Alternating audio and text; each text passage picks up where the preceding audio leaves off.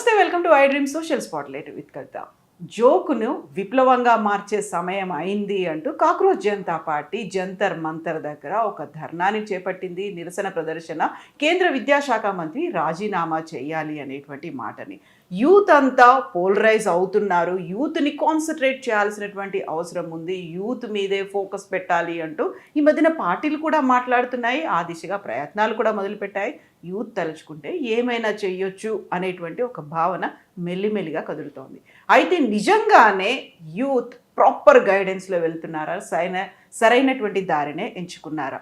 మనతో పాటుగా ఉన్నారు Ambedkar open university VC professor Ghanta Chakrapani garu. నమస్కారం. నమస్తే.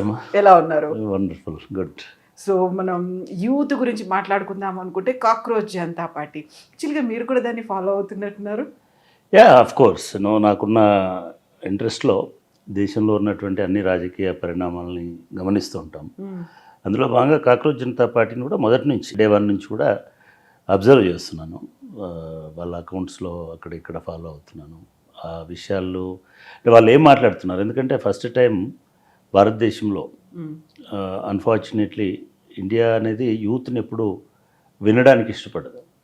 చెప్పింది విను అని చెప్తారు. మీరు కూడా మీ ఇంట్లో మీ అబ్బాయికి.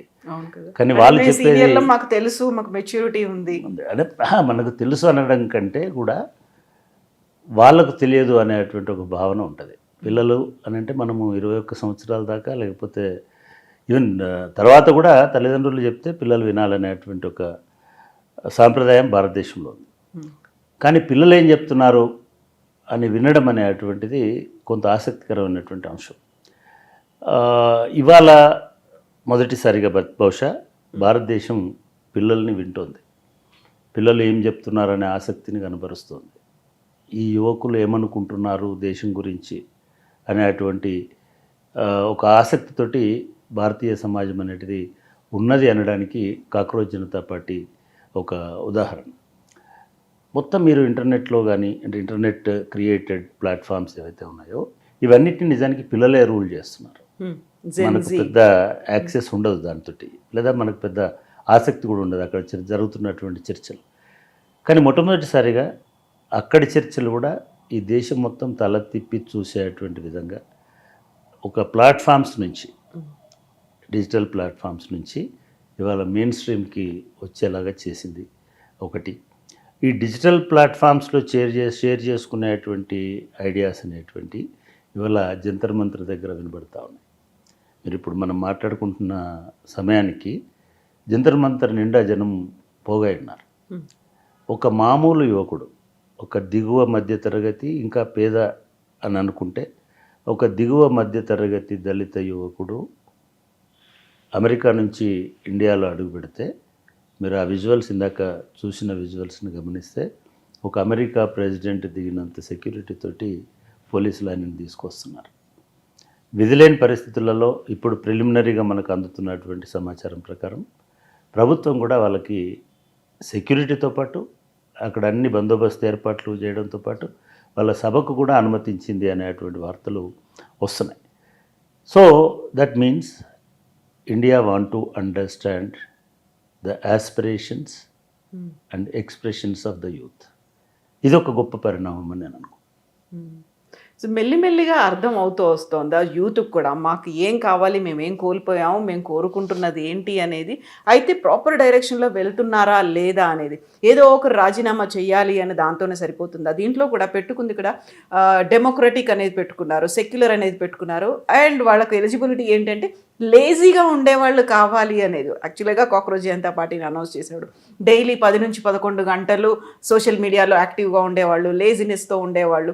అక్కడే కొంచెం డౌట్ఫుల్గా అనిపిస్తోంది. అక్కడ అంటే డౌట్ఫుల్ అని మళ్ళీ కూడా మీరు ఒక మాతృస్వామిక హృదయంతో పిల్లలకు ఆలోచన ప్రాపర్గా ఆలోచన లేదేమో అని మీరు అనుకుంటున్నారు. ప్రాపర్ ఆలోచన అనేటువంటిది మన పరిస్థితులను బట్టి వస్తుంది. ఆలోచన అనేది కూడా మన పరిస్థితులను బట్టి వస్తుంది. నిజానికి భారతదేశంలో దాదాపు ఒక 30% మీరు అంటున్న జెన్జీ అనేటువంటి వాళ్ళు 14 నుంచి 29 సంవత్సరాలు రమారమి, ఒక ఈ 15 సంవత్సరాల వయసులో ఉన్నవాళ్ళు, వీళ్ళందరూ గ్లోబల్ యాక్సెస్ ఉన్నటువంటి వాళ్ళు. మ్మ్. మీరు చెప్తున్నటువంటి అన్ని డిజిటల్ ప్లాట్ఫామ్స్లో ఉన్నట్టు జెన్జీ అంటేనే డిజిటల్ యూత్ అని. వాళ్ళు డిజిటల్ లిటరేట్స్, వాళ్ళకి యాక్సెస్ వరల్డ్ వైడ్గా ఉంది, గ్లోబల్ పరిణామాలను చూస్తున్నారు. ఇవన్నిటికంటే ఎక్కువగా వాళ్ళు భారతదేశంలో మెజారిటీ. ఒక రకంగా మీరు ఏజ్ వైజ్గా తీసుకుంటూ పోతే మన ఏజ్, నా ఏజ్లో ఉంటున్నటువంటి వాళ్ళు మా అయితే 10-20% మంది ఉంటారు, 10-15% మంది ఉంటారు. XYZ కేటగిరీలు కనుక మనం తీసుకుంటూ పోతే ఇంకా అంతకంటే ముందున్న వాళ్ళు ఒక 10% ఉంటారు, మనలాంటి వాళ్ళు ఒక 20% ఉంటారు. వీళ్ళు 30%, 40% దాకా ఉన్నారు వాళ్ళు భారతదేశంలో. అంటే భారతదేశంలో మెజారిటీ పౌరులుగా ఉన్నటువంటి ఒక తరానికి, ఆ జనరేషన్కి, జెన్జీ అనేటువంటి జనరేషన్కి ప్రాతినిధ్యం ఎక్కడ ఉంది? వాళ్ళ ఆస్పిరేషన్స్ ఎక్కడ? మీరు అన్ని మేనిఫెస్టోలు చూడండి భారతదేశంలో. అది కాంగ్రెస్ పార్టీ అయ్యండి, బీజేపీ అయ్యండి, జాతీయ స్థాయిలో సిపిఐ, సిపిఎం లాంటివి అయి ఉండండి, ఏ పార్టీ కూడా యువతకు ఏం కావాలి అనేటువంటి విషయం మీద ఇప్పటి వరకు ఈ 80 సంవత్సరాలలో శ్రద్ధ చూపించలేదు.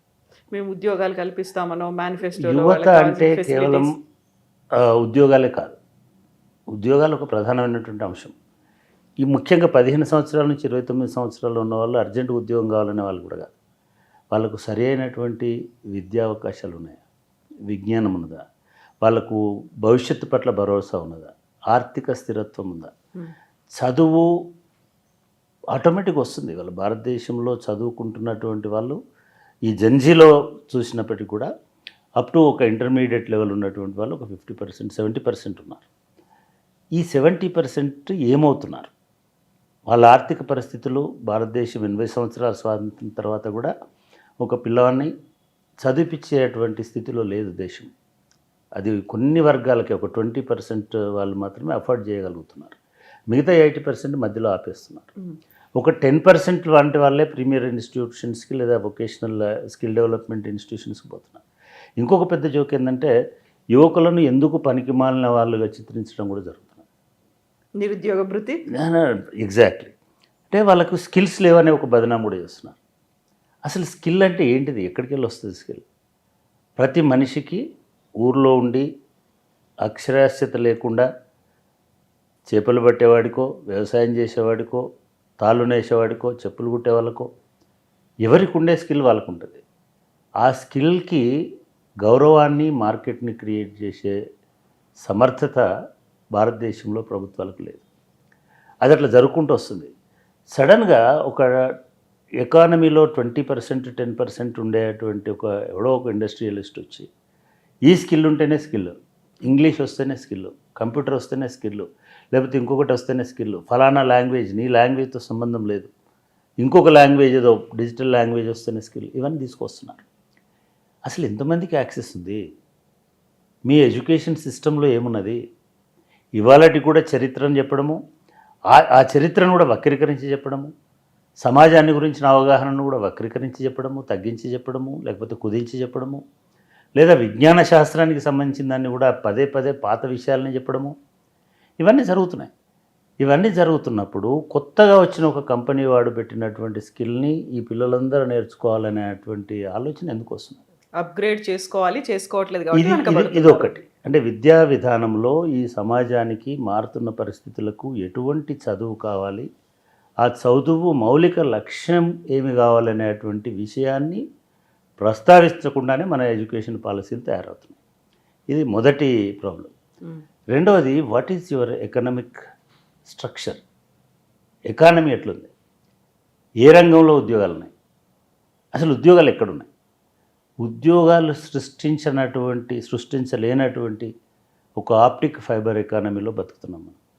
ఉద్యోగాలు సృష్టించిన ఆ జెన్జీలో ఒక 10%కు మాత్రమే, 5%కు మాత్రమే ఉద్యోగాలు, అవకాశాలు పొందేటువంటి స్థితిలో ఉన్నాం. మీరు మొత్తం ఎకానమీని చూడండి. భారతదేశంలో రమారమిగా ఒక 70%, 60% ఇన్కమ్ ఎక్కడికి వెళ్ళి వస్తుంది? ఇన్కమ్ అంతా సర్వీస్ సెక్టర్ నుంచి వస్తుంది. మీ 60% పోతే ఇంకో 30% ఎక్కడి నుంచి వస్తుంది? అగ్రికల్చర్ నుంచి వస్తుంది. కానీ అగ్రికల్చర్ మీద ఎంతమంది డిపెండ్ అయినారు? 60% డిపెండ్. ఈ 10% మంది ఎవరైతే జనాభాలో డిపెండ్ అయి ఉన్నారో సర్వీస్ సెక్టర్ మీద, అక్కడనేమో 60% ఇన్కమ్ వస్తుంది. 60% ఇన్కమ్ మనుషులు డిపెండ్ అయిన చోటనేమో 30%, 27%, 25% సంపద వస్తున్నారు. అసలు ఇండస్ట్రియల్ సెక్టర్ అనేది 10%, 12% కంటే ఎక్కువ లేదు. నిజానికి మ్యానుఫ్యాక్చరింగ్ ఇండస్ట్రీ అనేటువంటిది మనలాంటి సమాజము, మనలాంటి జెన్జీ అని మీరు అంటున్నారు కదా, మనలాంటి సమాజం ఉన్న చోట మ్యానుఫ్యాక్చరింగ్ ఇండస్ట్రీ అనేది ఒక స్కోప్ ఉంటుంది. అది నెహ్రూతోటే పోయింది, పబ్లిక్ సెక్టార్ ఇండస్ట్రీస్ క్రియేట్ చేయడంతో. మీరు అదే కంపారిటివ్గా చైనాని చూడండి. చైనాలో మ్యానుఫ్యాక్చరింగ్ ఇండస్ట్రీ అనేది రమారమి 60% ఉంటాయి, ఇండస్ట్రియల్ అగ్రికల్చర్ అనేటువంటిది ఇంకో 30% ఉంటాయి, సర్వీసెస్ అనేటిది 10%. అక్కడ యూత్ పూర్తి స్థాయిలో ఎంగేజ్ అవుతున్నారు. ఇవాళ మీరు జెన్జీ అంటున్నారు. జెన్జీ ఈజ్ నాట్ ఒక సింగిల్ ఇది కాదు. మన భారత సమాజంలో ఎన్ని రకాల ఇది ఉన్నాయో అన్ని రకాలు. జెన్జీ మీద కూడా చాలా రీసెర్చెస్, సోషలాజికల్ రీసెర్చెస్ వస్తున్నాయి ఈ మధ్యకాలంలో. చాలామంది మాట్లాడుతున్నారు. జెన్జీ అనేది ఒక డిజిటల్ లిటరేట్స్గా ఉన్నటువంటి ఒక యువ సమాజం. ఈ యువ సమాజానికి ఉన్నటువంటి, మీరు ఇందాక మొదట్లో చెప్పినట్టుగా యాస్పిరేషన్స్ అన్నీ సేమ్ ఉన్నాయి. ఈ యాస్పిరేషన్, నేను ఎదగాలి, దేశం బాగుండాలి, దేశం ఎదగాలి, సంపద రావాలి అంటే ఒక లక్ష్యం అనేది గ్రోత్ ఓరియంటెడ్ లక్ష్యంతో జెన్జీ ఆలోచిస్తుంది. ఎందుకంటే ప్రపంచం అంతా చూస్తున్నారు, మిగతా దేశాలు ఏమవుతున్నాయో చూస్తున్నారు, అక్కడి మనుషులకు ఎటువంటి భద్రత ఉందో చూస్తున్నారు. అటువంటి దశకి, అటువంటి స్థితికి భారతదేశం చేరుకోవాలని జెన్జీ తాపత్రయపడుతుంది. అయితే జెన్జీ అంత ఒకటేనా అంటే వాళ్ళ యాస్పిరేషన్స్ ఒకటే. ఊర్లో ఉన్నటువంటి వాడు కానీ లేదా నగరంలో ఉన్నటువంటి వాడు కానీ వ్యక్తిగా తను ఎదగాలి, తన కుటుంబం ఎదగాలి, తన దేశం బాగుండాలి. ఈ 3 ప్రిన్సిపల్స్ ఉన్నాయి. కానీ ఎదిగే అవకాశాలు ఎక్కడున్నాయి? సమాన అవకాశాలు కూడా, రెక్కలు సమానంగా ఎక్కడున్నాయి? అందుకే జెన్జీని క్యారెక్టరైజ్ చేసేటప్పుడు ఏం చేస్తారనంటే, ఒకటి global Gen Z, global access Gen Z. Global access ఉంటుంది వాడు వీసాలు ఉంటాయి, ఫ్లైట్స్ ఉంటాయి, పాస్పోర్ట్స్ ఉంటాయి, ఏ దేశంకైనా పోతుంటారు. మన హైదరాబాద్లో చాలా సంపన్న శ్రేణిలో ఉండేటువంటి జెన్జీ పిల్లలు ఉంటారు. పబ్బులు ఉంటాయి, యూనివర్సిటీలు ఉంటాయి, వరల్డ్ వైడ్గా నంబర్ 1 యూనివర్సిటీ కూడా పోగలుగుతాడు. ఎందుకంటే నంబర్ 1 స్కూల్లో చదువుకుంటాడు, ఎందుకంటే నంబర్ 1 ఫ్యామిలీలో పుట్టి ఉంటాడు. వీళ్ళందరూ ఒక తరమైనటువంటి, ఒక రకమైనటువంటి జెన్జీ. ఒక 5%, 10% మన సమాజంలో ఇందాక అనుకున్నట్టుగా వాళ్ళు ఉంటారు. రెండోది యాస్పిరేషనల్ జెన్జీ. ఈ యాస్పిరేషనల్ జెన్జీ అంటే వాడికి ఆస్పైర్ చేస్తుంటాడు, నేను ఇట్లుండాలి, నేను ఇట్లా సాధించాలి. పాపం కష్టపడతాడు కానీ తెలివి ఉంటుంది, కానీ మార్కులు ఉంటాయి, కానీ పైసలు ఉండవు. వీడికి ఆ గ్లోబల్ యూనివర్సిటీస్ యాక్సెస్ ఉండదు. ఫైన్, ఇక్కడ కూడా చదువుతుంటాడు, దీనిలోంచి ఏదన్నా చేయాలనుకుంటాడు, స్టార్టప్ పెట్టాలనుకుంటాడు, లేకపోతే వర్క్ చేయాలనుకుంటాడు, ఎగ్జిక్యూటివ్ కావాలనుకుంటాడు. అటువంటి జెన్జీ ఒకటి ఉన్నది. మనకి టౌన్స్లో మిడిల్ క్లాస్ నుంచి వచ్చిన పిల్లలందరూ కూడా they are highly aspiring kind of పిల్లలు. వీళ్ళు పోగా అంటే మనకి ఇప్పుడు హైదరాబాద్లో ఉన్న ఇంజనీరింగ్ కాలేజీలోనే బయట ఉన్నట్టు ప్రతి ఒక్కడికి ఒక పెద్ద డ్రీమ్ ఉంటుంది, ప్రతి ఒక్కడు ఒక ఇది కావాలంటుంది. మీరు ముఖ్యంగా సినిమాలలో లేదా ఇప్పుడున్న మీడియాలో వస్తున్నటువంటి వాళ్ళు కూడా సడన్గా నెక్స్ట్ డే కల్లా ఒక డైరెక్టర్ కావాలనుకుంటాడు, ఒక క్రియేటివ్ పర్సన్ కావాలనుకుంటాడు. రాత్రి అంతా మారిపోవాలి అనేది, మారిపోవాలి, ఆ మార్పులో నేను ఉండాలి, మారిపోవాలని ప్రతి ఒక్కడు కోరుకుంటాడు. ఊర్లో ఉన్న 4th జెన్జీ కూడా కోరుకుంటాడు. ఇది 2వ జెన్జీ. 3వ Gen Z, 3rd Gen Z struggling Gen Z. వాడికి హైదరాబాద్ వచ్చేంత అవకాశం ఉండదు, పట్టణానికి నగరానికి వచ్చేంత ఉండదు, ఇక్కడ జీవితం ఉండదు, ఇంగ్లీష్ రాదు, ఇంకొకటి ఉండదు. బట్ వాడికి కూడా డ్రీమ్స్ ఉంటాయి, వాడికి కూడా బాగుండాలని ఉంటుంది, వాడికి కూడా ఒక స్కూటర్ కొనుక్కోవాలని ఉంటుంది, వాడికి కూడా ఒక ఇల్లు కట్టుకోవాలని ఉంటుంది. వాళ్ళు జెన్జీనే. వాడికి స్మార్ట్ ఫోన్ ఉంటుంది, వాళ్ళకి ఇంటర్నెట్ ఉంటుంది, వాళ్ళకి మీకు తెలుసా ఈ షోలు మన షోల కంటే ఎక్కువ పాపులర్ షో ఏంటిది? Home tours. ఎగ్జాక్ట్లీ. మా ఇంట్లో ఏమున్నాయి, మేము ఏం తింటున్నాం, అది కూడా కాదు, ఫలానా వాళ్ళ ఇల్లు ఎట్లుందో తెలుసా, ఫలానా బెడ్రూమ్, ఫలానా టవర్లో ఎట్లాంటి ఇల్లు రిచ్గా ఉందో చూస్తారా. వీడికి జేబులో 1000 రూపాయలు కూడా ఉండవు, క్రెడిట్ కార్డు ఉండదు, ఆస్తులు ఉండవు, ఉద్యోగం ఉండదు, చదువు ఉండదు, కానీ దాని మీద ఆసక్తి ఉంటుంది. అంటే అటువంటి ఒక సంపన్నమైనటువంటి ఒక సమాజం, సంపన్నమైనటువంటి ఒక ప్రపంచంలో ఏం జరుగుతుందో తెలుసుకునేటువంటి ఆసక్తి కూడా వాడికి ఉంటుంది. వాడు కాకపోతే స్ట్రగ్లింగ్ జెన్జీ, పోరాడుతుంటాడు, చిన్న చిన్న వాటికి ఇదవుతున్నటువంటి దశలో ఉంటాడు. ఇకపోతే 4వ తరము అంటే మనకు చాతుర్వర్ణాలు అనేటువంటి వేదాల్లోనూ లేవు, లేదా జెన్జీలో ప్రాచీన కూడా కాలంలో లేదు. జెన్జీలో కూడా చాతుర్వర్ణాలు ఉన్నాయి. మరీ ముఖ్యంగా ఎక్స్క్లూడెడ్ జెన్జీ. ఆయనకి చదువు ఉండదు, ఇంటర్నెట్ కనెక్షన్ ఉండదు, ఆయనలాగా వైఫై ఫెసిలిటీ ఉండదు.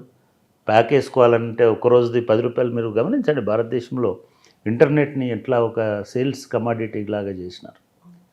మీ జేబులో 10 రూపాయలు ఉంటే ఒక సినిమా అంతా చూడొచ్చు, లేదా అంత డేటా వాడు ఒక రోజుకి కన్స్యూమ్ చేయొచ్చు. ఇస్తాడు. అట్లనే ఒక 30 రూపాయలు ఉంటే, లేదా ఒక 300 రూపాయలు 200 రూపాయలు అయితే నెల రోజుల పాటు నువ్వు చేసుకోవచ్చు. మిగతా దేశాలు అట్లుండదు. మీరు అమెరికాలో ఈరోజు కూడా ఒక డేటా కార్డు లేదా ఒక ఇది మీకు డేటా ఉండేది తీసుకోవాలని అనుకుంటే కనీసం ఒక 2000 రూపాయలు ఖర్చు పెట్టాల్సి ఉంటుంది నెలకి. ఇవాళ మీరు రోమింగ్ వేసుకున్నా కూడా 4000 రూపాయలు, లేదా రోజుకి 110 రూపాయలు కట్ అవుతుంది, 120 రూపాయలు కట్ అవుతుంది. అటువంటి స్తోమత లేనటువంటి వాళ్ళు అటువంటి దీనిలో ఉండి గ్రామాలలోనే పేదరికంలోనే నిరక్షరాస్యులు ఎవరు లేరు. ఇప్పుడు నిరక్షరాస్యులు అనలేము, బట్ ఒక 5వ తరగతి 7వ తరగతి చదివి ఆగిపోయినటువంటి వాళ్ళు ఒక ఎక్స్క్లూడెడ్ జెన్జీగా ఉన్నారు. నేను ఇక్కడ కులాల గురించి మాట్లాడట్లేదు, మతాల గురించి మాట్లాడట్లేదు. అన్ని మతాలలో అన్ని కులాలలో ఈ చాతుర్వర్గాలు ఉంటాయి, ఈ 4 వర్గాలు ఉంటాయి. సో ఇటువంటి జెన్జీ ఒకటి. కానీ సైకలాజికల్గా వీళ్ళందరి మైండ్ సెట్ ఒకటే. ఫస్ట్ స్టెప్లో ఉన్నటువంటి వాడికి, చివరి స్టెప్లో ఉన్నవాడికి అందరికీ యాస్పిరేషను, గోలు, నేను ఎదగాలి, నా కుటుంబం ఎదగాలి, నా దేశం ఎదగాలి. ఈ 3 తప్ప వాళ్ళకి ఇంకొక కోరిక అధికారంలోకి రావాలి ఇది లేదు. ఇది మొదటి. రెండవది, ప్రతి పొలిటికల్ సిస్టమ్ మీద, ప్రతి పొలిటికల్ పార్టీ మీద, ప్రతి ఒక్క రూలింగ్ మీద వీళ్ళకు విపరీతమైన అసంతృప్తి. బండి కదలట్ల, ముందుకు వెళ్ళట్లే. ఇకపోతే వీడు బండి మీదనే కూర్చొని ఉన్నాడు, అదే బైక్లో ఉన్నాడు, ట్రాఫిక్ కదలడం పక్కన పెడితే వాడి ఆర్థిక పరిస్థితి వాడికి తెలియకుండానే దిగజారిపోతుంది. ఉదాహరణకి ఈ మధ్య పెరిగిన పెట్రోల్ పరిస్థితి చూడు. ఎవరి వల్ల పెరిగింది పెట్రోల్ రేట్ ఎందుకు పెరిగింది? మనకేం సంబంధం? మనం తీసుకునే అటువంటి రాజకీయ నిర్ణయాలు, మన విదేశీ విధానం ఏంటండి, మన విజ్ఞాన విధానం ఏంటండి, మన ఆర్థిక విధానం ఏంటండి, ఇవన్నీ కూడా జెన్జీ ఇది తమకు వ్యతిరేకంగా పనిచేస్తుందనేటువంటి విషయాన్ని గమనించినారు. ఈ ప్రభుత్వాలు ఏమీ చేయడం లేదనేటువంటి విషయాన్ని అర్థం చేసుకున్నారు. ఈ పార్టీలు ఎందుకు పనికిరావడం లేదని నిర్ధారణకు వచ్చారు. కాబట్టి వాళ్ళకి ఆస్పిరేషన్స్ ఉన్నాయి. మీరు కాక్రోచ్ జనతా పార్టీ అన్నారు. కాక్రోచ్ జనతా పార్టీ పెట్టినటువంటి ఆయన బస్సులు పెట్టి తీసుకురాలేదు వాళ్ళ జంతర్ మంతర్కి, లేదా కోట్ల రూపాయలు పెట్టి స్టే చేయలేదు. అక్కడ కేవలం ఒక ఆలోచనని ఫ్లోట్ చేసినాడు. అది కూడా ఒక హాస్యపూరితమైనటువంటి ఒక వ్యంగ్య ధోరణితోటి. ఎవరో ఒక మహానుభావుడు చీఫ్ జస్టిస్ అనేట ఆయన జడ్జిమెంట్ సీట్లో కూర్చొని లాయర్లు కాక్రోచ్లు ఉన్నారు, దొంగలు ఉన్నారు, ఇవి మాట్లాడడం అనేది చాలా అన్ఫార్చునేట్ అండ్ ఇమ్మెచ్యూర్డ్. ఇవాళ ఆయన మీద కూడా బోల్డ్ అని విమర్శలు వస్తున్నాయి. దందాలు చేసినాడు, రియల్ ఎస్టేట్, రకరకాలవి వస్తున్నాయి. అంటే పబ్లిక్ ఆఫీస్లో ఉన్నటువంటి వాళ్ళు జెన్జీకున్న ఇంకో లక్షణం ఇన్సల్ట్ని తట్టుకోకపోవడం, ఇమ్మీడియట్గా రియాక్ట్ అవ్వడం. ఇమ్మీడియట్గా ఇన్సల్ట్ చేస్తే తప్ప ఇమ్మీడియట్గా రియాక్ట్ కాడు. అది వాళ్ళని హర్ట్ చేసి సోమరిపోతులు, వెధవలు, దద్దమ్మలు ఇట్లా మాట్లాడినాం అనుకోండి, ఇమ్మీడియట్గా మన ఇంట్లో పిల్లోడు కూడా తిరగబడతాడు. సేమ్ ఎగ్జాక్ట్లీ ఒక సర్వోన్నత న్యాయస్థానంలో కూర్చున్న ఆయన, దానిలో ఒక ప్రధాన న్యాయమూర్తిగా ఉన్నాయన, ఆయన మాట్లాడిన మాటలు, భాష వీళ్ళను నిద్ర లేపింది, వీళ్ళని తట్టింది. అరే అక్కడేమో అంటున్నాడు చూడండి. వాళ్ళు చాలా సింబాలిక్గా ఆయన వాడిన కాక్రోచెస్ అని అంటే పురుగులు పుట్టుకొస్తున్నారు అలా అని. బొద్దింకలు అనేది మనకు బొద్దింక అని అంటాం, కానీ కాక్రోచెస్ అనేది ఒక పురుగు, అసహించుకునేటువంటి పురుగు. అసలు ఈ దేశంలో ఒక ప్రధాన న్యాయమూర్తి కానీ, ఒక ప్రధానమంత్రి కానీ, లేదా కుటుంబంలో ఒక ప్రధాన యజమాని అయినటువంటి తండ్రి కానీ, తల్లి కానీ అంత అసహించుకునే రీతిలో మాట్లాడతారా? మాట్లాడితే ఆ కుటుంబ పెద్ద కనుక అట్లా మాట్లాడితే ఆ కుటుంబంలో ఉన్నటువంటి పిల్లలు ఏం చేసినావు మాకు, ఏమి ఇచ్చినావు మాకు, ఏం సాధించినావు, ఏం సంపాదించినావు అని ప్రతి ఇంట్లో అడుగుతున్నారు. అడగడం అనేది కేవలం మిమ్మల్ని ప్రశ్నించడానికి, మీ అధికారాన్ని ఇది చేయడానికి కాదు. మీరు చాలా ఇళ్లలో చూడండి, అట్లా ప్రశ్నించి ఆ తపనతోటి చదివినటువంటి వాళ్ళు, ఎదగాలనుకునేటువంటి వాళ్ళు, ఇంట్లోంచి పారిపోయి వచ్చేసి ఒక కొత్త జీవితం తీసుకోవాలనుకునేటువంటి వాళ్ళు ఇవాళ మన సమాజంలో ఉన్నారు చాలా. మీరు హైదరాబాద్ రోడ్ల మీద పోతున్నటువంటి యువకులను ఆపి అడగండి, ఒక్కొక్కడికి ఒక్క కథ ఉంటుంది, ఒక స్టోరీ ఉంటుంది. ఇక్కడి నుంచో వస్తాడు. ఎందుకు వస్తాడు? ఈ యాస్పిరేషన్ తోటి వస్తాడు. యాస్పిరేషన్ ఏమిటి? నేను మా నాన్నలాగా ఉండకూడదు, ఆ పేదరికంలో ఉండకూడదు, ఆ ఊరిలో ఉండకూడదు, ఆ వృత్తిలో ఉండకూడదు. ఇవన్నీ వీళ్ళను ప్రేరేపిస్తుంటాయి. వాళ్ళని పట్టుకొని వాళ్ళు మనము ఇటువంటి వ్యాఖ్యలు చేయడం అనేటువంటిది డెఫినెట్గా వాళ్ళ లోపల ఒక పట్టుదలని పెంచింది. అది వాళ్ళ ఒక పొలిటికల్ ప్రొటెస్ట్ కింద వచ్చింది. అదేదో ప్లాన్గా చేసింది కాదు. జస్ట్ ఒక ఇంటర్నెట్లో ఆ జోక్ పెట్టి, ఓకే ఈ బొద్దింకలన్నీ కలిపి ఒక పార్టీ పెడితే ఏమవుతుంది అనేటువంటి ఒక చిన్న ఇదేంతో చేస్తే అది 2 రోజులలోనే అన్ని ప్రధాన పార్టీలను మించిపోయి ఇవాళ లక్షలాది సభ్యత్వం పక్కన పెట్టి వాళ్ళ ఫాలోవర్స్, మీరు అన్నారు కదా ఫాలో అవుతున్నారు, ఈ దేశంలో చదువుకున్న ప్రతి ఒక్కరు ఫాలో అవుతున్నాడు. ఏం జరుగుతుంది, జెన్జీ మైండ్లో ఏముంది, వాళ్ళు ఏం చేయబోతున్నారు, ఈ ఆసక్తి అనేటువంటిది ఇవాళ భారతదేశం అంతటా క్రియేట్ చేయగలిగినారు. ఈ ఆసక్తితో పాటు నేను అనుకుంటున్నాను ఇనిషియల్గా మీకు వాళ్ళని వ్యతిరేకించే శక్తులు కూడా ఉండొచ్చు. ఎందుకంటే వీళ్ళ వెనకాల కూడా ఆమ్ ఆద్మీ పార్టీ అనేది ఉంది అనేది, ఆయన గతంలో కూడా ఆమ్ ఆద్మీ పార్టీ కోసం వర్క్ చేశాడు అనేది కావాలని వాళ్ళకి కొంచెం డౌన్ అయిపోయేసరికి ఆమ్ ఆద్మీ పార్టీని బీజేపీ దెబ్బతీసింది, అందుకని మళ్ళీ దీన్ని ఎంకరేజ్ చేయడానికి వెనకాలది ఉంది. అంటే జనం అంత వెర్రిబాగులు కాదు, ప్రజలకు చాలా విషయాలు తెలుసు. కాకపోతే వాటిని ఎట్లా ఛానలైజ్ చేయాలో తెలియదు. ఈయన ఆమ్ ఆద్మీ అని చెప్పి ఈ 10 కోట్ల మందిని అట్రాక్ట్ చేయలే. ఆమ్ ఆద్మీ నేను అని చెప్పి చేయలేదు ఆయన. ఇందాక ఏదో ఒక ఇంటర్వ్యూలో నేను నిన్న చూశాను, ఆయనకు సోషల్ మీడియా ఫాలోవర్స్ ఇన్స్టాగ్రామ్లో 200 మంది ఉండేవాళ్ళు ఈ ఈ ఐడియా పెట్టేంతవరకు. ఆయన మామూలు సాధారణ దిగువ తరగతి యువకుడు. ఉద్యోగం కోసం మన పిల్లలు ఇంటర్న్షిప్ కోసం ఎక్కడెక్కడో పనిచేస్తారు. అది వాళ్ళ ప్రైమరీ ఐడెంటిటీ కాదు, అది వాళ్ళ ప్రైమరీ నావిగేషన్ కాదు, అది వాళ్ళ ప్రైమరీ జాబ్ కాదు. వీళ్ళ మైండ్లో ఇంకేదో ఉంటుంది. అట్లా కొంతకాలం ఒక 2 ఏళ్ళో 3 ఏళ్ళలో పనిచేసి ఉండొచ్చు. భారతదేశంలో ఏమవుతుందంటే ఒక ప్రశ్న వేస్తే ఆ ప్రశ్నించేవాడి మూలాలను చూస్తారు తప్ప ఈ ప్రశ్నలో ఉన్నటువంటి నిజాయితీ ఏమిటి, లేదా ఈ ప్రశ్న అవసరం ఏమిటి. ఎవరమైనా సరే మనం ప్రశ్నలు వినం ఎప్పుడు కూడా. మామూలు కూడా ప్రశ్నలు వినకుండా సమాధానాలు చెప్తుంటాం. ఆల్రెడీ సమాధానాలు మన దగ్గర ఉన్నాయి, కానీ వాటిని అంగీకరించేటువంటి ఉదారత అనండి, నిజాయితీ అనండి, విశాల మనస్తత్వం అనేది మనలో ఉండదు. అది రాజకీయ నాయకులు అసలు ఉండదు. చిన్న ప్రశ్న వేస్తేనే రాజకీయ నాయకుడు బెంబెలెత్తిపోతాడు, వణికిపోతాడు. చిన్న పిపీలికం ఒక మామూలు యువకుడు ఒక ప్రశ్న వేస్తే ఇమీడియట్గా వాడిని అరెస్ట్ చేస్తుంటాడు. నేనేమంటున్నానంటే ప్రశ్నలు అడగడమే ముందుకు పోవడానికి ఒక ఇది.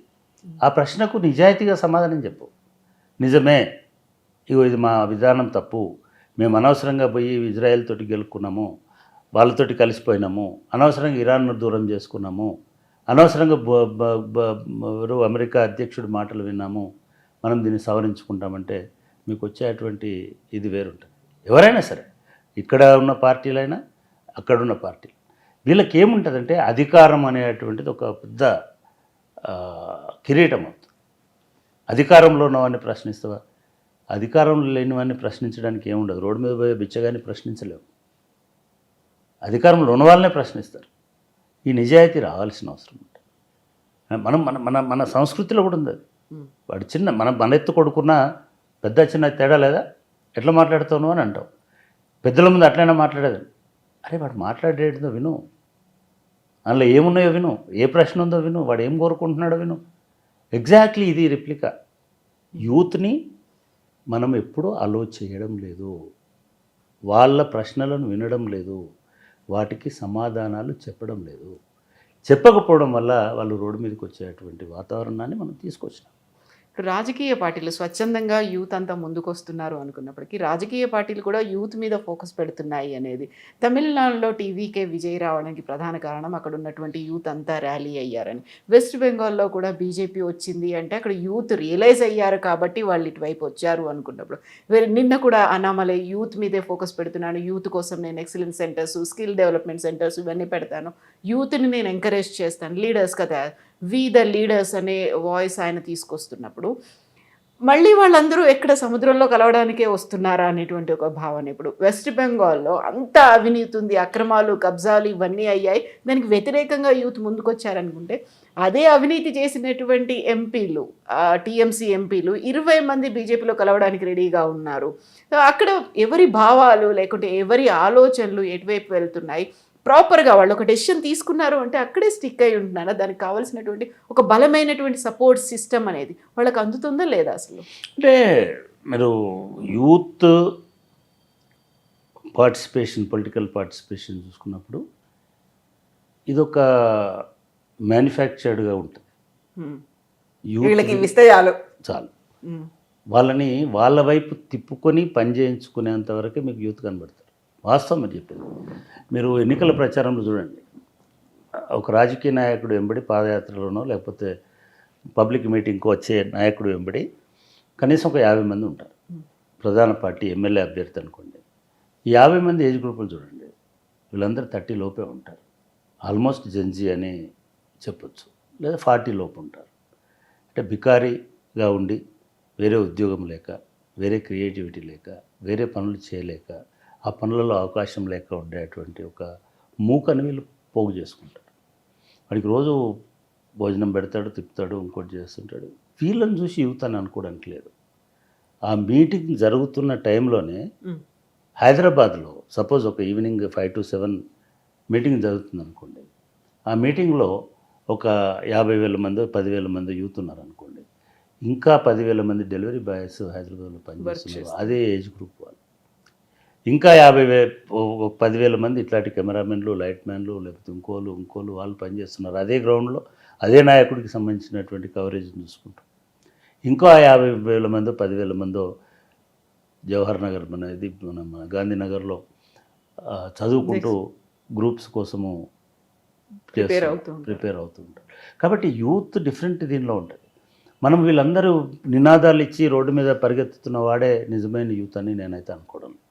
యూత్ సైలెంట్గా, యూత్ ఆస్పిరేషన్స్ తోటి, యూత్ గోల్స్ తోటి పనిచేసేటువంటి సెక్షన్ కూడా ఉన్నది.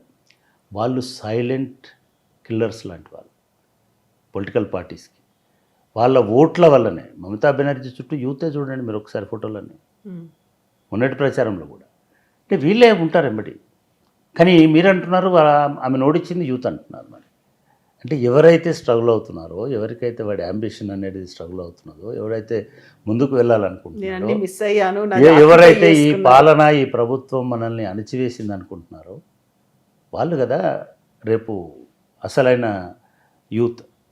సో ఈ రెండు పారాడాక్సెస్ ఉంటాయి.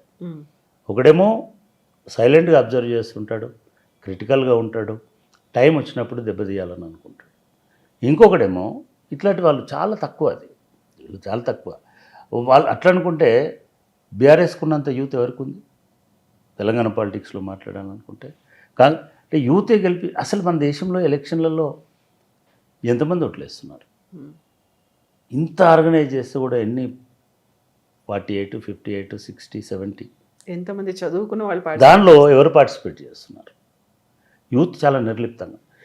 ఇవాళ జంజీ ముఖ్యంగా ఈ కాక్రోచ్ జనతా పార్టీ వచ్చిన తర్వాత స్లోగా షిఫ్ట్ అవుతున్నారు. విజయ్ నేను all of a sudden cutout పెట్టి గెలిచినాడని నేను అనుకోవట్లేదు. ఒక 500 కోట్లు అక్కడ ఖర్చు పెడుతున్నాడు, అన్ని రకాలుగా ఖర్చు పెడుతున్నాడు. ప్రతి ఊర్లో విజయ్ సహకారంతో ప్రతి జిల్లాలో చదువుకున్నటువంటి పిల్లలు ఉన్నారు. దేశంలో, భారతదేశంలో చారిటీ అనేది పెద్ద బిజినెస్ అంటే పెద్ద అసెట్ కూడా. ఇవేం మాట్లాడకుండా మదర్ తెరీసా పొలిటికల్ లీడర్ కాదు, ఆమె చనిపోయి కూడా దాదాపు 15-20 సంవత్సరాలు అవుతుంది. కానీ మదర్ తెరీసాకి ఎందుకు వచ్చింది పేరు? చారిటీతో వచ్చింది. టాటా పెద్ద సంపన్నుడు, ఇవాళ అదానిని బూతులు తిడుతున్నారు యూత్, కానీ టాటాని ఏమనట్లేదు కదా. మరి టాటా ఏమి దోపిడీ చేయకుండానే, అంటే శ్రమ దోపిడీ చేయకుండానే కోటీశ్వరుడు అయినాడా? నువ్వు ఎట్లా కోటీశ్వరుడు అన్న సంబంధం లేదు, నువ్వు ఎంత ప్రజలకు చేస్తున్నావు, ఎంత దేశానికి చేస్తున్నావు, ఎంత రిటర్న్ ఇస్తున్నావు, దానివల్ల ఎంతమంది ప్రయోజకులు అవుతున్నారు, అది ఒక అసెట్ ఎట్లా క్రియేట్ చేస్తుంది. అంటే ఇంత లోతైనటువంటి భావనలు, లోతైనటువంటి అభిప్రాయాలు యూత్లో ఉంటాయి. సో కాబట్టి మనం విజయ్ని పెద్ద థంపింగ్ మెజారిటీ కాదు విజయ్కి వచ్చింది, బుటాబుట్టిగా ఇంకా తక్కువ మెజారిటీ వచ్చింది. ఎవరి ద్వారానో ఇది చేసుకోవాల్సి వచ్చింది. మళ్ళీ నేను మన రాష్ట్రంలో కూడా వస్తా. బీఆర్ఎస్ని మించిన పార్టీ తెలంగాణ ఉద్యమంలో లేదు. వాళ్ళకున్న ఆరా అనండి, వాళ్ళకు ఉన్నటువంటి పాపులారిటీ అనండి, ఎక్కడికి పోయినా కూడా లక్షల మంది జనం అనండి, లేదా అసలు తెలంగాణ అంతా టీఆర్ఎస్ అనేటువంటి ఎన్ని సీట్లతో గెలిచింది? బొటాబొట్టి మెజారిటీతో గెలిచింది. అంటే ఓట్లు వేరు, యాస్పిరేషన్ వేరు, పొలిటికల్ అరేనా వేరు, పాపులారిటీ వేరు. పాపులారిటీ ఉండొచ్చు, కానీ అటర్ ఫ్లాప్ అయ్యేటువంటి సినిమాలు వస్తున్నాయి. ఒక నటుడికి ఎంత పెద్ద పాపులారిటీ, లక్షల మంది వస్తారు, ప్రీ రిలీజ్ ఈవెంట్కి వేల మంది వస్తారు, కానీ ఆ సినిమా ఫ్లాప్ అవుతుంది. అంటే అక్కడ వాల్యూ చూస్తున్నాడు.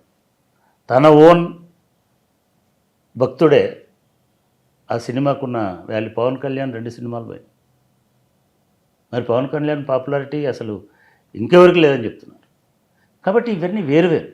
అట్లాగే విజయ్ గెలవడానికి వెనుక యూత్ పాత్ర ఉండొచ్చు, యూత్ మాత్రమే లేరు, ఆయనకు సిద్ధాంతం కూడా ఉంది. ద్రవిడ రాజకీయాలలో ఈ 75 సంవత్సరాల ద్రవిడ రాజకీయాలు, 80 సంవత్సరాలలో మూడో ఫోటో లేదు. కాంగ్రెస్ ఎరా వదిలేస్తే ఒక 50 సంవత్సరాలు 60 సంవత్సరాలు తీసుకోండి.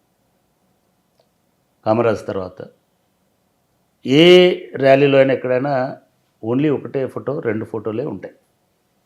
ఒకటి పెరియార్ ఫోటో ఉంటుంది, ఒకటి అన్నాదురై ఫోటో ఉంటుంది, 2 ఉంటాయి. ఇంకొకళ్ళ ఫోటో వాళ్ళు అలో చేయరు. కానీ విజయ్ సంఖలో 3వ ఫోటో పెట్టుకొని మొదటి మీటింగ్కి వచ్చినాడు, అంబేద్కర్. అంటే మారుతున్న సామాజిక మనస్తత్వానికి, సోషల్ మైండ్కి అనుగుణంగా రాజకీయ పార్టీలు వాళ్ళ ఎజెండాను కూడా మార్చుకోవాలి. ఒక అనివార్యత అంటారు, అలాంటి సిచ్యువేషన్ వచ్చిందా ఇప్పుడు? అనివార్యత కాదు, ఆలోచననే. అంటే స్ట్రాటజీ అంటాం కదా. అంత మాత్రం ఆయన అంబేద్కర్ ఫోటో తీసుకొచ్చి వాళ్ళ పక్కన పెట్టిన తర్వాత అందరూ ఈయన దళితుడు అని మాట్లాడినారు. మీ ఛానల్లో అయితే అసలు ఫలానా ఉపకులం వాడు, మన చిత్తూరు వాడు, మన నెల్లూరు వాడు, వాళ్ళ తాత నా దోస్తు, ఇవన్నీ మాట్లాడినారు. But unfortunately is not. But he is representing and is carrying forward the ideology of Ambedkar అని చెప్పినాడు ఎలక్షన్ ప్రచారం. అది చేస్తాడా చేయడానికి తర్వాత సంగతి. But a certain vote bank is there for Ambedkar's ideology. అరే నిజమే కదా, ద్రవిడవాదం అనేది ఒక కల్చరల్ హెజమనీ లాగా ఉంటుంది, ఆధిపత్యం లాగా ఉంటుంది. తమిళనాడులో ద్రవిడ ఉద్యమము వచ్చినప్పుడు పూర్తి స్థాయి హిందూ వ్యతిరేక ఉద్యమం వచ్చింది. ఆ హిందూ వ్యతిరేక ఉద్యమం అనేది ఏ స్థాయిలో, హిందూయిజమే కుల వ్యవస్థకు మూలం. కాబట్టి ఆ హిందూయిజంని పూర్తిగా తీసివేయాలి, విగ్రహారాధన ఉండకూడదు, దేవాలయాలు ఉండకూడదని మొత్తం దేవాలయాలను కూడా కొట్టినారు. హిస్టారికల్ మాన్యుమెంట్స్ తప్ప చాలా పవిత్ర దేవతల విగ్రహాలతోటి రోడ్లు వేసినారు, ఆ డేబ్రీస్ తోటి. అదొక పెద్ద కల్చరల్ మూమెంట్ అయింది. ఇది ఒకటికి మనం గమనించాలి. అట్లాంటి అక్కడ మతం లేదా? ఉంది. దేవుళ్ళు లేరా? ఉన్నారు. అత్యంత బలవంతుడైనటువంటి దశావతార దేవుళ్ళ కంటే మురుగన్ చాలా బలవంతుడు అని అనుకుంటారు. వాళ్ళ దేవుణ్ణి మొక్కాలని అనుకుంటారు. ఆర్యన్ దేవుళ్ళు అవసరం లేదని చెప్పారు. చెప్పి వాళ్లకు మీకు ఎన్నైతే దేవతలు ఉంటారో మాకు అంతకంటే ఎక్కువ దేవతలు ఉంటారని మరియమ్మ నుంచి మొదలుపెట్టి అనేక గ్రామ దేవతల్ని కొలుసుకున్నారు. వీళ్ళందరికీ మురుగన్ అనేవాడు ఒక వీర దేవుడిలాగా అవతరించి. మీరు మెడ్రాస్లో కానీ మదురైలో కానీ ఎక్కడ రోడ్డు మీద పోతుంటే అడుగడుక్కు ఒక గుడి ఉంటుంది. ఫైన్, అందరికీ యాక్సెస్. రోడ్ల మీద ఎందుకు కట్టినారు? మనకు చాలాసార్లు అనిపిస్తుంది చెన్నైలో చూస్తే, అరే ఏంది నడి రోడ్డు మీద పక్కన గుడి కట్టినాడు, ఏంది రోడ్డు పక్కనే. దేవుడు ఒకటి చోటు ఉండక్కర్లేదు, సాధారణ ప్రజలు కూడా యాక్సెస్లో ఉంటారనే ఒక ఇదిని తీసుకొచ్చింది. ఇది మొదటిది. రెండోది మీ ఇంటి పేరు చూస్తేనో మీ పేరు చివర ఉన్నటువంటిది చూస్తేనో మీరు ఏ కులమో చెప్పొచ్చు భారతదేశం.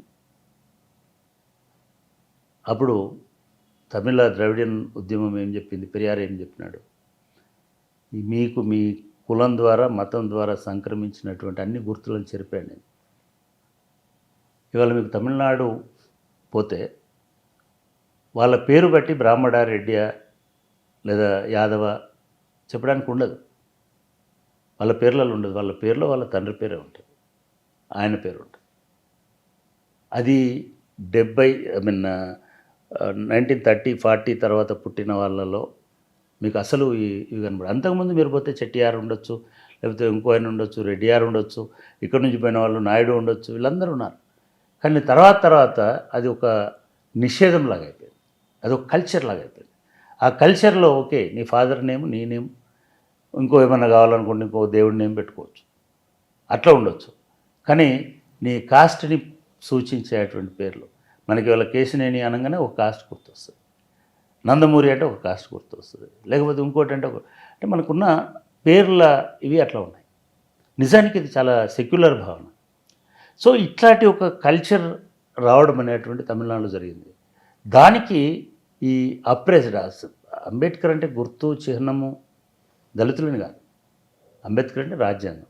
ఆ రాజ్యాంగం ప్రస్తావించినటువంటి విలువలు మీరు ఇందాక అన్నారు, వాళ్ళు కాక్రోచ్ జనతా పార్టీ ఇవన్నీ సమానత్వం అంటుంది, ఇదంటుంది, ఇవన్నీ మన రాజ్యాంగంలో ఉన్నాయి. పాపం వాళ్ళేమి విప్లవ కార్యాచరణ ఏమి, సెక్యులర్ అనేది మీ రాజ్యాంగ సూత్రం, డెమోక్రటిక్ అనేది మీ రాజ్యాంగ సూత్రం, ఇంక్లూజన్ అనేటువంటిది రాజ్యాంగ సూత్రం. ఇవన్నీ ఉంటేనే కదా భారత ప్రజలమైన మేము అని సమర్పించుకున్న రాజ్యాంగం ఉంటుంది కదా. కాబట్టి వాళ్ళు రాజ్యాంగమే మాట్లాడుతున్నారు. యూత్కి ఆ రాజ్యాంగానికి సంబంధించినటువంటి కాన్షియస్నెస్ ఉన్నది, ఆ రాజ్యాంగ విలువలకు సంబంధించిన అవగాహన ఉన్నది. మీరు ఏ కులం ఏ మతం పక్కన పెట్టండి, మీరు ఎవరినైనా తక్కువ చూసినారనుకోండి రోడ్డు మీద పోతున్నప్పుడు మీ పిల్లలు చెప్తారు అన్నట్లా మాట్లాడొద్దు అని. చివరికి ఇప్పుడు మీరు రోడ్డు మీద పోతుంటే మీరు పేపర్ తినేసి పేపర్ పడేస్తే కూడా మీ అబ్బాయి ఆపుతాడు, అది రోడ్డు మీద వేయొద్దు. వాళ్ళకున్న అవగాహన మనకు లేదు.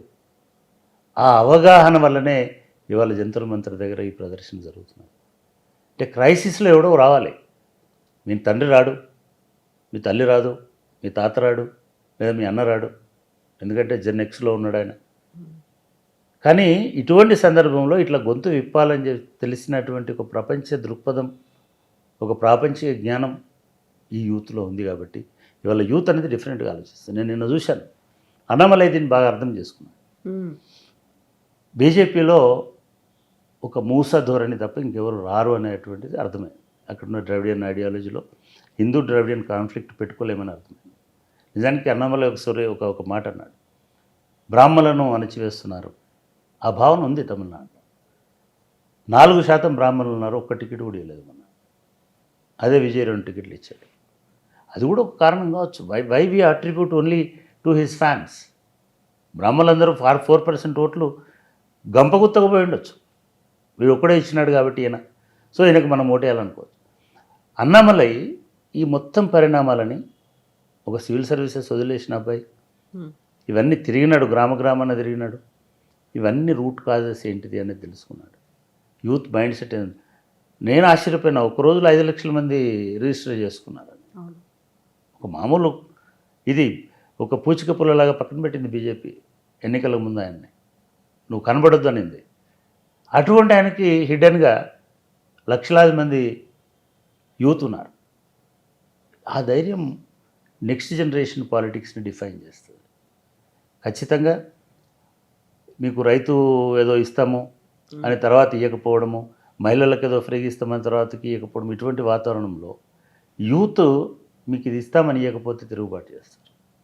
సో వాళ్ళ యాస్పిరేషన్స్ని ప్రాక్టికల్గా అర్థం చేసుకునే పాలిటిక్స్ ఖచ్చితంగా వస్తాయని నేను అనుకుంటున్నాను. మీరు ఇంతమంది ఉంటారు అని అంటున్నారు కదా, ఒక పొలిటికల్ పార్టీలో యూత్ వింగ్లో ఎక్కువ మంది ఉంటారు.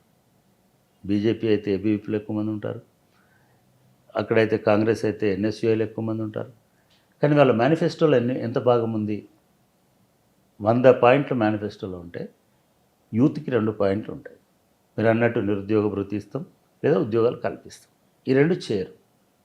మిగతా ఏముంటాయి, ఇది ఫ్రీ ఇస్తాం, అది ఇస్తాం, జత బట్టలు ఇస్తాం.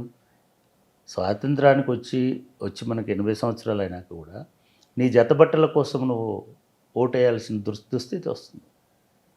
నీకు బస్సు ఫ్రీ ఇస్తాం అనే పరిస్థితి వస్తుంది. నాకు బస్సు ఫ్రీ వద్దు, నా పిల్లగాడికి ఉద్యోగం ఇవ్వు, మా అమ్మాయికి చదువు ఇవ్వు, లేకపోతే దానికి ఇంకొక ఆర్థిక స్వావలంబన ఇవ్వు, మాకు కొంత భూమి ఇవ్వు అని అడిగే శక్తి ఆ ఓటర్లకు లేదు. ఎవరినైతే మేనిఫెస్టోలో 98% మీరు టార్గెట్ చేస్తున్నారు, ఎవరైతే నిలదీస్తారో వాళ్ళకు తక్కువ డిమాండ్లు పెడుతున్నారు, తక్కువ ఇవి పెడుతున్నారు. సో ఈ కాంటెక్స్ట్ మారాల్సిన అవసరం ఉంది. ఇవాళ ఓటర్లలో ఉన్న లెక్క ప్రకారం ఒక 40% యూత్ అని అనుకుంటే, మనం 40 ఇయర్స్ దాకా 18 ఇయర్స్ నుంచి 40 ఇయర్స్ దాకా తీసుకున్నట్టయితే మీ మేనిఫెస్టోలో 40% యూత్ ఇష్యూస్ రావాలి, యూత్ ప్రాబ్లమ్స్ రావాలి. ఎట్లా నువ్వు యూత్ని ఎంపవర్ చేసే విద్యా వ్యవస్థను తీసుకొస్తావో చెప్పాలి. ఎట్లా ప్రైవేటీకరణ అనేది యూత్కు శత్రువు కాబట్టి ఎడ్యుకేషన్లో, ప్రైవేటు విద్య అనేటువంటిది యూత్కి భారం అవుతుంది కాబట్టి దాన్ని ఎట్లా సంస్కరిస్తావో చెప్పాలి. వీడు స్కిల్ని, చదువు స్కిల్ లేకుండా ఉన్నప్పుడు వీడి నుంచి స్టూడెంట్ గ్రాడ్యుయేట్ నుంచి స్కిల్ ఎక్స్పెక్ట్ చేయడం న్యాయం కాదు. నువ్వు ఎట్లా మార్చుకుంటూ వస్తావు నీ కరికులం, ఎట్లా ఆచరణయోగ్యంగా తీసుకొస్తావు. నువ్వు ఎంతసేపు ఏదో పాఠంలో జడ్జిల న్యాయ వ్యవస్థలో అవినీతి ఉందంటే దాన్ని తీసేయి అని తీర్పియడం కాదు. అసలు న్యాయమైనటువంటి యూత్ యాస్పిరేషన్స్ అనేటివి రిఫ్లెక్ట్ అవుతున్నాయా లేవా చూసేటువంటి బాధ్యత కూడా ఈ వ్యవస్థ మీద ఉంటుంది. అటువంటిది వస్తే డెఫినెట్గా యూత్కి సంబంధించినటువంటి రాజకీయాలు వచ్చినట్టు. రాజకీయాలు అంటే కేవలం రోడ్ల మీద బ్యానర్లు కట్టి ఊరేగింపులు చేయడం కాదు. రాజకీయాలు అంటే ఈ సమాజాన్ని నెక్స్ట్ స్టెప్కి ఎట్లా తీసుకెళ్తాం, ఎట్లాంటి మార్పు తీసుకొస్తాం, ఎట్లాంటి అభివృద్ధి తీసుకొస్తాం, ఎట్లాంటి వనరులు కల్పిస్తాం, ఎట్లాంటి వసతులు కల్పిస్తాం, ఎట్లాంటి భవిష్యత్తును నిర్మిస్తాం. ఇది యూత్ కోరుకుంటున్నారు. యూత్ మిగతా ఉచితంగా ఇది ఇవ్వాలి, ఖచ్చితంగా ఉచిత కరెంట్ ఇవ్వాలి, ఉచిత నీళ్ళు ఇవ్వాలి, ఇవన్నీ మన వనరులను ఇది చేస్తాయి. కానీ చిన్న ఈ ఉచితం ఇస్తామని చెప్పి, 1000 రూపాయలు ఇస్తామని చెప్పి, 2000 ఇస్తామని చెప్పి, ఇంకోటి ఇస్తామని చెప్పి వాటిని ఇవ్వకుండా మోసం చేసినట్టుగా యూత్ను మోసం చేయడానికి అవకాశం లేదు. అటువంటి రాజకీయాలకు ఆస్కారం. యూత్‌లో ఒక అవగాహన వచ్చింది. రాజకీయ పార్టీల్లో ఒక ఆలోచన అనేది మొదలైంది అనుకున్నప్పుడు దాన్ని ఆచరణలోకి తీసుకురావక తప్పని పరిస్థితులు కూడా వచ్చాయి. ఆచరణ అనగానే మళ్ళీ అక్కడ చిత్తశుద్ధి ఉందా అనేది, ఓట్లు వేయించుకున్నారా లేకుంటే అధికారంలోకి వచ్చారా మర్చిపోయారా అనుకున్నప్పుడు ఈ కాక్రోచ్ జనతా పార్టీ కూడా జంతర్ మంతర్లో ఈరోజు చేసినటువంటి ఈ ధర్నా ఆ తర్వాత మళ్ళీ కంటిన్యూ చేయాలి. కేవలం ఒక ఆ విద్యాశాఖ మంత్రి రాజీనామా చేయాలి, నీట్లో అవకతవకలు ఉన్నాయి, అక్కడికే కాకుండా బియాండ్ ఆలోచించి ఇంకా ముందుకు వెళ్ళాలి అంటే కావలసినటువంటి సపోర్టు. విజిల్ బ్లోవర్స్ అనే ఉన్నారు, సోనం వాంగ్చుక్ నేను అటెండ్ అవుతా అన్నారు, ప్రకాష్ రాజ్ నేను వెళ్తాను అని చెప్తున్నారు. వీళ్ళందరూ కూడా రెబల్స్లా ఉంటున్నారు, లేకుంటే వాళ్ళని అర్బన్ నక్సలైట్స్ అనేటువంటి ఒక మాట వాళ్ళ మీద ఒక ట్యాగ్ అనేది పడిపోయింది. అలా కాకుండా ఆలోచించాలి, మన దేశం మన కోసం, మన వాళ్ళ కోసం, మన ఇంట్లో మన పిల్లల కోసం అనేటువంటి ఆలోచన ఇంత మ్యాసివ్గా రావాలి, అంతలా స్ప్రెడ్ అవ్వాలంటే ఇంకా ఏం జరగాలంటారు? అంటే ఇది ఒక ఇన్స్టంట్ రియాక్షన్ మాత్రమే. ఇప్పుడు వాళ్ళకు అట్లా కలిసి వచ్చినాయి. మహానుభావుడు ఆయన అన్నారు, ఆయన నోటి దులతతో ఒక మాట అన్నాడు. ఆ మాటను పట్టుకొని వీళ్ళు ఒక సెటైర్ చేసినారు. అంటే ఇది చాలా ఆ సీక్వెన్స్ గమనిస్తే ఒక 1 మంత్లో 1.5 మంత్ ఇప్పటికి అవుతుందేమో. ఈ 1 మంత్లో ఆయన ఒక chief justice of supreme court ఒక వ్యాఖ్య చేయడం, చాలా డెరాగేటరీ వ్యాఖ్య ఒక వ్యక్తి పట్ల చాలా సందర్భాల్లో సుప్రీంకోర్టులు చేస్తుంటాయి.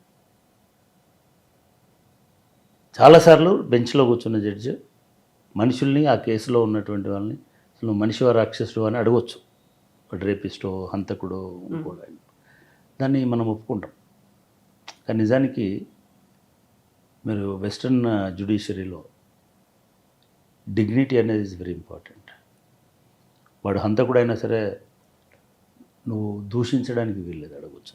నువ్వు శిక్షించు, దూషించకు. ఇది ప్రైమరీ లా ప్రిన్సిపల్.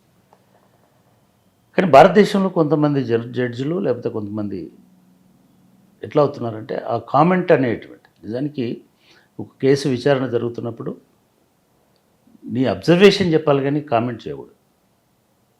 కానీ మనకి చాలా సెన్సేషన్ అవుతాయి జడ్జిలు చేసే కామెంట్లు. హైడ్రా రంగనాథ్ వర్సెస్ జడ్జిలు మాట్లాడుతున్నప్పుడు లేకపోతే ఇంకో కేసు అప్పుడు అదే వైరల్ అవుతుంటుంది, కానీ తీరా చూస్తే జడ్జిమెంట్ డిఫరెంట్గా వస్తుంది. సో అటువంటి కామెంట్ చేసినాడు. అది ఒక్క మనిషికి సంబంధించి చేస్తే పర్వాలేదు, ఆ మనిషికి వెళ్ళిపోతుంది. ఈ సొసైటీ ఇట్లా తయారైంది, సోషల్ మీడియా, మీ యూట్యూబ్ ఛానల్స్, వీళ్ళు వాళ్ళందరూ జనరలైజ్ చేసి ఒక బ్రాడ్ దీన్ని చేసి 24 గంటలు నెట్లో ఉంటారు. అంటే ఒక ఇంట్లో తండ్రి ఎట్లాగైతే ఒక పిల్లోని తిడతాడో అదే పద్ధతిలో తిట్టినాడు. అది హర్ట్ అయినాడు. హర్ట్ అయ్యావును మేము బొద్దింకలమే అని అన్నారు. దాన్ని ఒక లాజిక్ డెవలప్ చేసినారు. బొద్దింకలు ఎక్కడి ఏ సందులోకి పోయినా సరే అక్కడ ఉన్న దుర్గంధాన్ని తీసేస్తాయి, మురిగిపోయిన దాన్ని తింటాయి, అక్కడే ఉంటాయి, అసలు దాన్ని క్లీన్ చేస్తాయి, మేము కూడా క్లీన్ చేస్తాం అని బయలుదేరు. జస్ట్ 3 రోజులు 72 hours మొత్తం మారిపోయింది. అన్ని పార్టీలను దాటిపోయి అదొక డిమాండ్ లాగా వచ్చింది. నిజానికి అదొక ఒత్తిడి. ఒక జోక్ చేసిన వాడికి అది నిజం చేయమని సవాల్ చేసినట్టు ఎవరైనా చేస్తే నిన్ను నువ్వు ప్రూవ్ చేసుకో అని చెప్పి నేను నువ్వు అన్న మాటను నిలబెట్టు, నిజం చేయి, మేమందరం మీతో ఉంటాం. ఇది ఇట్స్ నాట్ క్వశ్చనింగ్ హిమ్. నీకు దమ్ముంటే నువ్వు రుజువు చేయని మన తెలుగులో మాట్లాడతారు కదా, అట్లా కాదు. చలో మేమందరం నీతో ఉంటాం, let us clean this society, clean this డట్. ఇట్లా వచ్చేసినారు. వచ్చేసరికి నిజంగానే ఆ పిల్లగాడికి ఏం చేయాలో అర్థం కాలే. ఎందుకంటే ఆయనకు అంత శక్తిమంతుడు కాదు. చివరికి దీన్ని తట్టుకోలేక ఆయనని చంపేస్తాం, తల్లిదండ్రులను చంపేస్తాం, మీ ఊరికి పోతాం, ఇట్లాంటిదంతా న్యూసెన్స్ క్రియేట్ చేసినారు.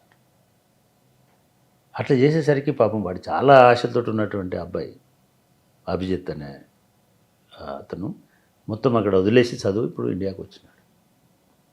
వ్యవస్థ అరెస్ట్ చేస్తాం, చంపేస్తాం. నువ్వు ఆ ప్రశ్నించిన ప్రతి ఒక్కరిని అంత పెద్ద నిర్ణయం తీసుకుంటే, అందుకే ఇవాళ వాంగ్చుక్ కావచ్చు, లేకపోతే ఇంకోరు కావచ్చు, లేకపోతే ప్రకాష్ రాజ్ కావచ్చు, లేకపోతే రేపు ఇంకోరు కావచ్చు, ప్రతి ఒక్కరు కూడా ఆయనకు మద్దతుగా నిలబడేటువంటి పౌర సమాజం అనేది ఒకటి తయారైంది. అది రియల్ థ్రెట్ రేపు సొసైటీ, పొలిటికల్ సిస్టమ్, సొసైటీగా. ఈ రాజకీయ పార్టీలకి వీళ్ళు ఇంత భయపడడానికి ఇవాల్టి వరకు గోడీ మీడియాలో కూర్చొని మాట్లాడుతున్నటువంటి విశ్లేషకులకు, మేధావులకు, ఇవాల్టి వరకు నాయకుల తోకలు పట్టుకొని పోతున్నటువంటి మేధావులకు, విశ్లేషకులకు, లేకపోతే ఇంకొకలకు, మొత్తం పౌర సమాజానికి ఒక ఆల్టర్నేటివ్ ఉంది, ఇది నిజమైనటువంటి ఆల్టర్నేటివ్ అనే గుర్తింపు, అది కార్యాచరణను తీసుకొస్తుంది. రెండవది.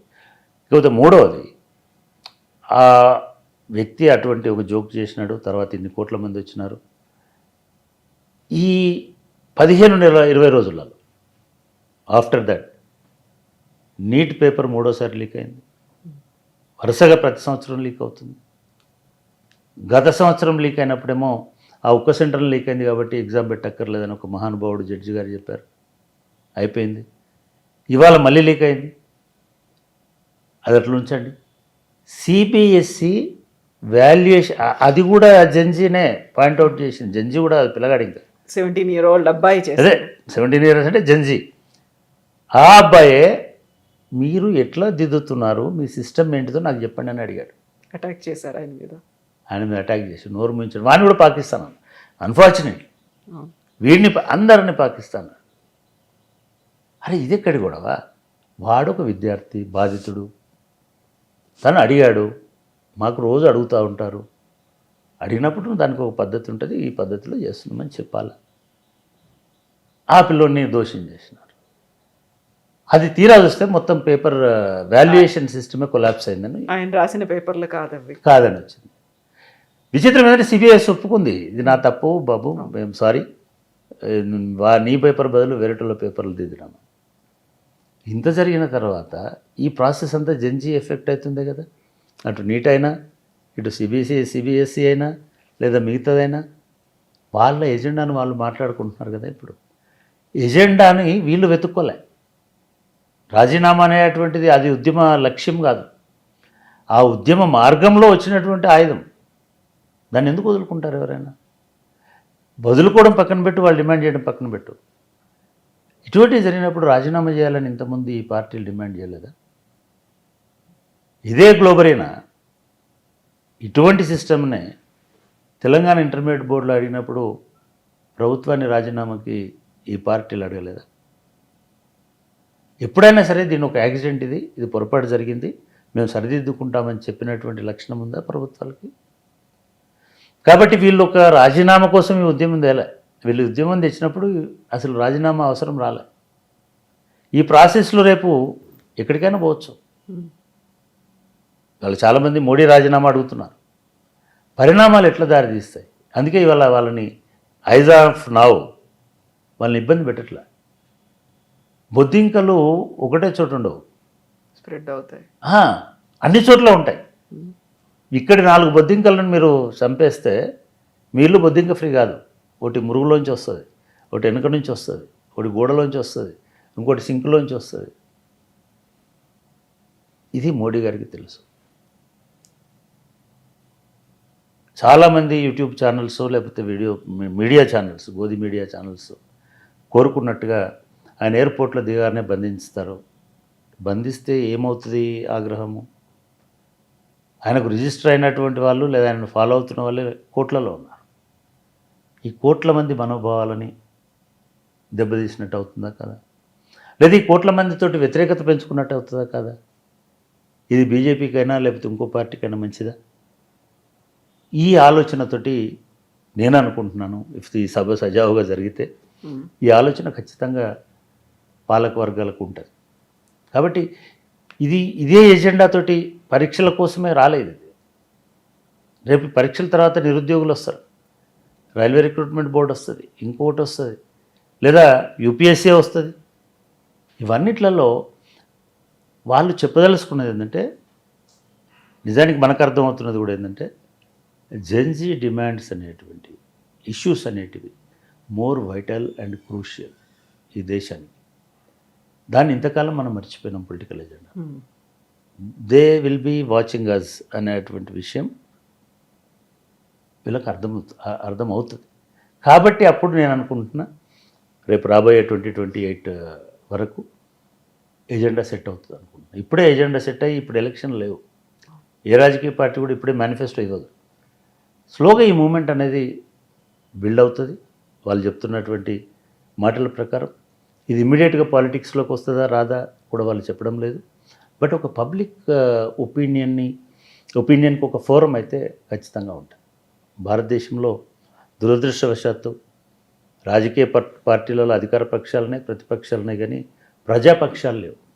అటువంటి ప్రజాపక్షం ఒకటి ఏర్పడుతుందని నేను ఆశిస్తున్నాను. Thank you so much. Thank you అండి. Thank you.